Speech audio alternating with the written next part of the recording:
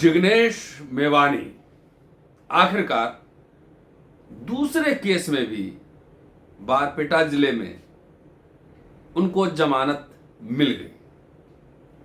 लेकिन जमानत मिलने से ज्यादा महत्वपूर्ण है जो डिस्ट्रिक्ट एंड सेशन जज ने असम की पुलिस पर जो टिप्पणी की है वो ज्यादा महत्वपूर्ण है। और खास तौर से वह इसलिए भी महत्वपूर्ण हो जाता है क्योंकि हाल ही में आपने दिल्ली हाई कोर्ट में देखा था कि अनुराग ठाकुर जो कि दिल्ली विधानसभा चुनाव से पहले 2020 में एक सार्वजनिक सभा में एक समुदाय विशेष को लेकर जो उन्होंने टिप्पणी की थी, आपको याद होगा, देश के गद्दारों को जूते मारो, समझ लीजिए।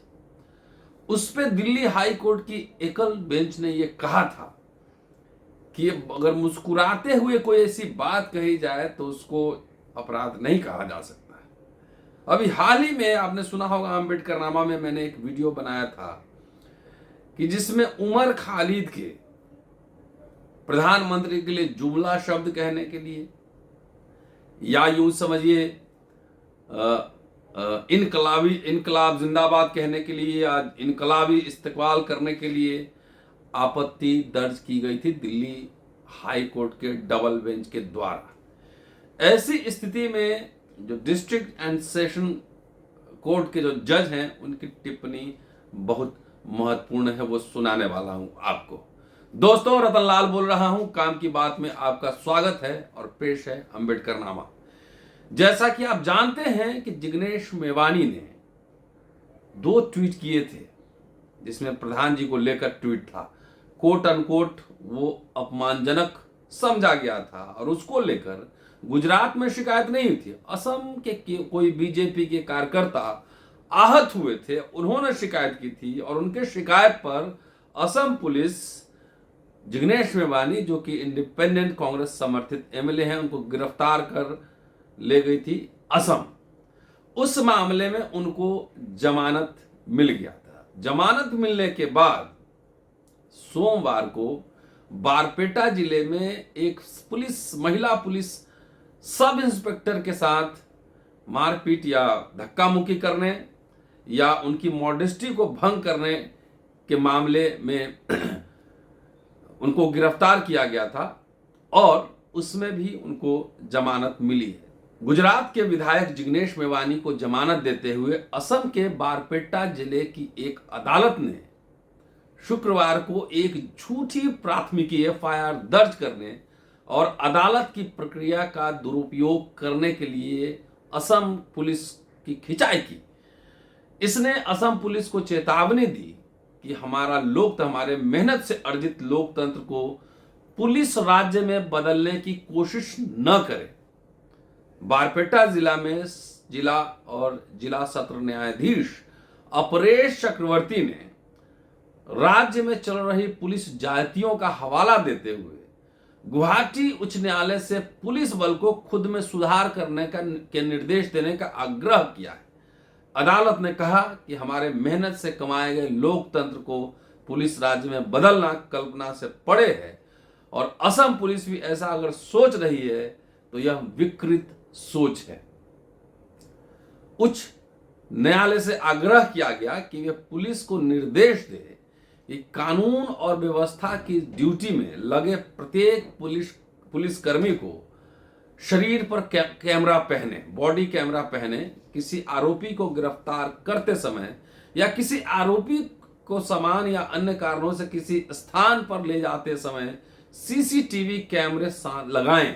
साथ ही सभी थानों के अंदर सीसीटीवी कैमरे भी लगवाएं।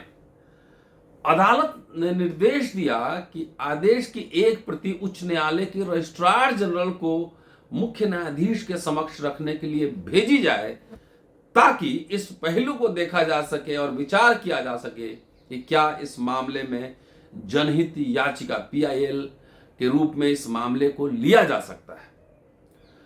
पिछले महीने असम विधानसभा में साझा किए गए आंकड़ों के अनुसार मई 2021 में मुख्यमंत्री हेमंत बिस्वा शर्मा के कार्यभार ग्रहण करने के बाद पुलिस की गोलीबारी में 29 लोग मारे गए हैं और 96 घायल हुए हैं। एक साल अभी नहीं पूरा हुआ है, 11 महीने।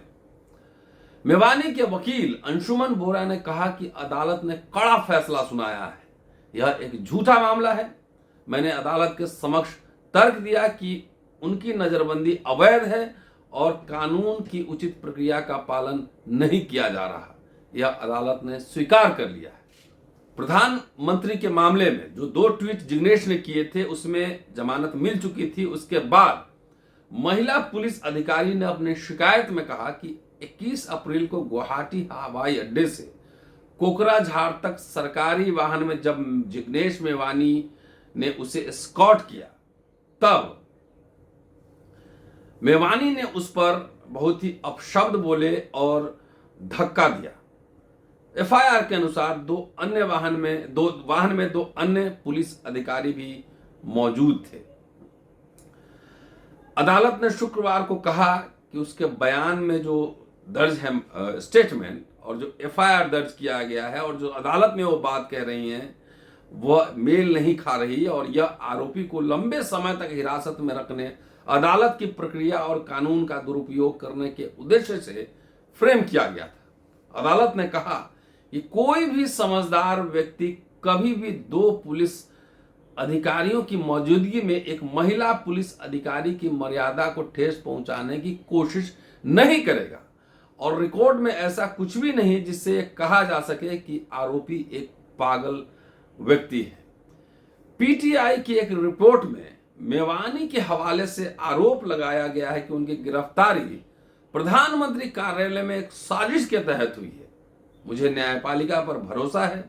भाजपा सरकार और प्रधानमंत्री नरेंद्र मोदी नीरव मोदी, मेहुल चौकसी या विजय माल्या को तो गिरफ्तार नहीं कर सकी, लेकिन एक ट्वीट के लिए जिग्नेश मेवानी को गिरफ्तार कर लिया गया और गुजरात से हजारों किलोमीटर दूर असम की जेल में लाया गया। वह क्या संदेश देने की कोशिश कर रहे हैं?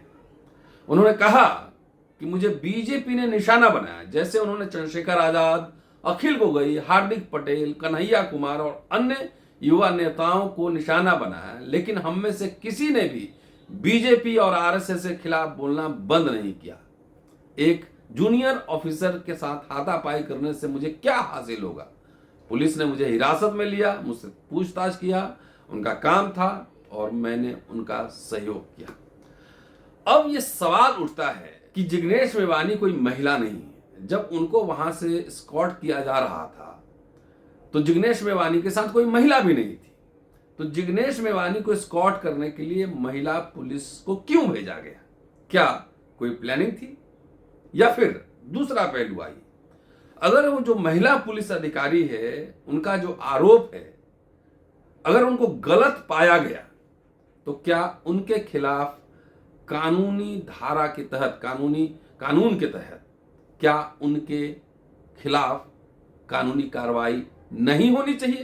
क्योंकि इस तरह के कई मामले हैं जिसमें कि झूठ मूठ का आरोप लगाया जाता है और बाद में आरोप गलत साबित होने पर भी जिस पे आरोप लगाया जाता है उनका बहुत ही संसाधन, समय बर्बाद तो होता ही है, लेकिन मानसिक कष्ट और सामाजिक जो उत्पीड़न है वो भी झेलना पड़ता है।